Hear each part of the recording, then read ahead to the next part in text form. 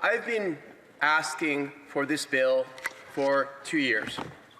This is a bill that I feel passionately about, and this is a bill that is desperately needed. In the last month, 3 synagogues in Toronto were shot at. Jewish institutions were shot at in Belgium, in Holland. A synagogue in Detroit was attacked with a car with a guy who was armed ramming in to the gate.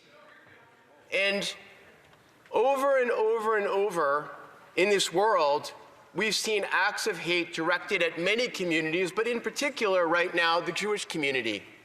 In the last year, Jews were killed in Washington, D.C. because they were Jewish. They were killed in Colorado because they were Jewish. They were killed in Manchester in the UK because they were Jewish. And they were killed at Bondi Beach in December because they were Jewish and celebrating Hanukkah. And one of the ideas that is in this bill was something that I started promoting 2 years ago based off an incident in my riding, where demonstrators surrounded the Federation's CGA Jewish buildings in Montreal that house the Jewish Public Library and the Holocaust Museum, and blocked people from entering the building to go hear a speaker or leaving the building after work for a period of over 3 hours while the police, the Montreal police, sat there and didn't arrest one person.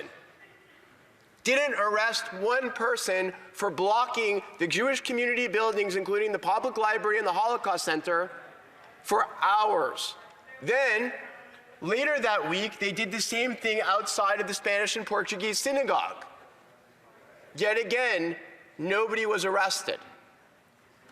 And when I talked to police, well, it's not really that clear.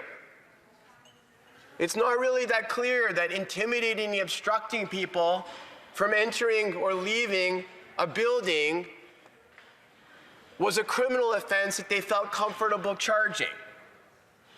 And so what we then said is we need a specific offense. We need a specific intimidation offense, an obstruction offense, to make sure that people have a right to enter or leave their churches, their synagogues, their mosques, their gurdwaras, their places of worship, for people to enter and leave their schools, for people to enter and leave their community centers, for people to enter and leave seniors' homes or LGBT centers. And that is in this bill. This bill affords you special protection in the event that you are a group in Canada that is seeking to worship. It allows you to know that you can enter or leave a space without protesters yelling hateful slogans and carrying terrorist symbols and screaming and yelling at you. And that, to me, is the core of this legislation. There are many parts of it, and all of them, as my colleague, the Parliamentary Secretary for Justice, were recommended by the Justice Committee. When we did our study on anti-Semitism in 2024, a study that I had moved, we came up with different recommendations. Some were for the federal government, some were for the provincial governments, some were for municipal governments, some were for colleges and universities, some were for police. There's many jurisdictions involved in stopping hate in this country.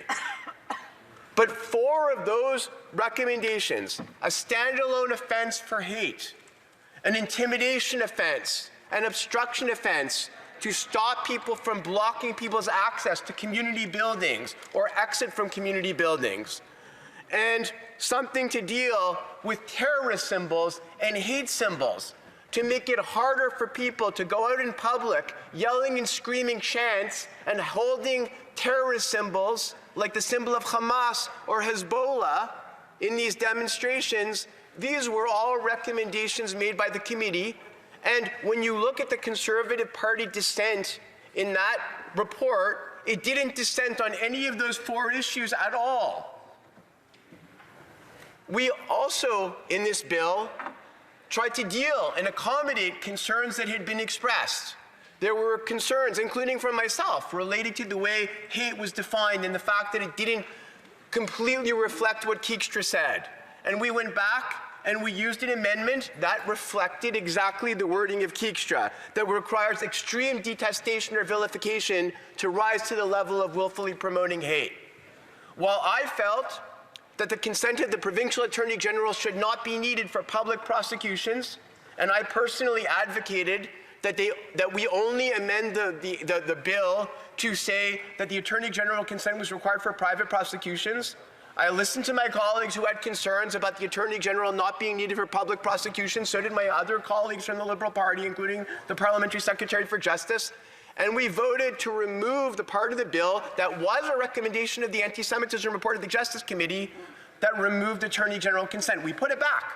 The Attorney General consent is there. And we tried our best, I think, to accommodate many reasonable comments we got from everyone. There are two arguments that I hear most particularly from my Conservative colleagues on this bill. The first relates to enforcement. The idea that we don't need a new bill, just enforce existing laws.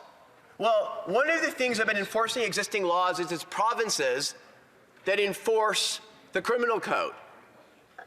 In 90-some% of cases, it's provincial authorities.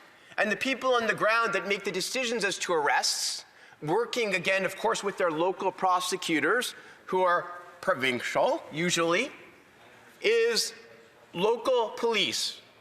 The federal government, even the Prime Minister, cannot tell the Toronto police or the Montreal police that they have to arrest Mr. X or Mrs. Y, and can't even do what the Attorney General of the province can do, which is to provide clear instructions as to when the charge should be laid in a provincial matter.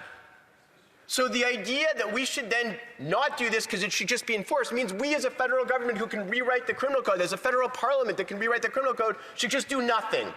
We can give our fancy words and say we're very upset that the police aren't arresting people, but we would be doing nothing. Why on earth would we do nothing when we can add specific offenses that police themselves have asked for to say it would make easier for them to actually prosecute the people we want them to prosecute who are committing hate offenses?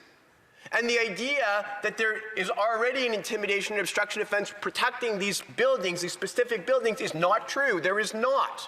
There is no standalone hate offense in the criminal code right now. This bill adds measures.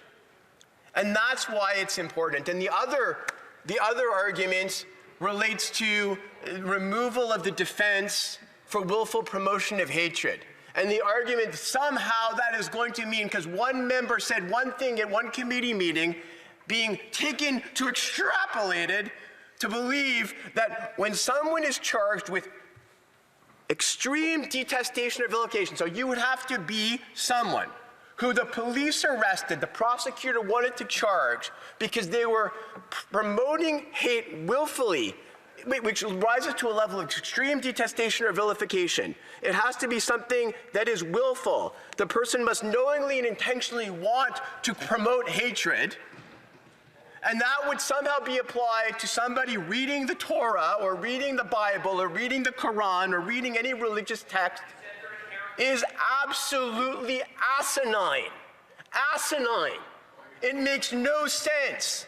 The idea that the person arrested by the police, charged by the prosecutor, agreed to by the provincial attorney general is somebody that was benignly reading a religious text or preaching a religious text. Everyone here knows that is not true. It is not true.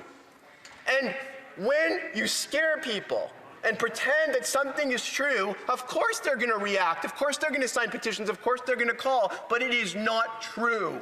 And I am someone who has always fought against the use of the notwithstanding clause. I opposed it with respect to taking away religious rights in my own province. And I even held rallies for religious freedom. So the idea that I would support something that would do that, ridiculous. Mr. Speaker, this bill is important. I encourage all of us to adopt it.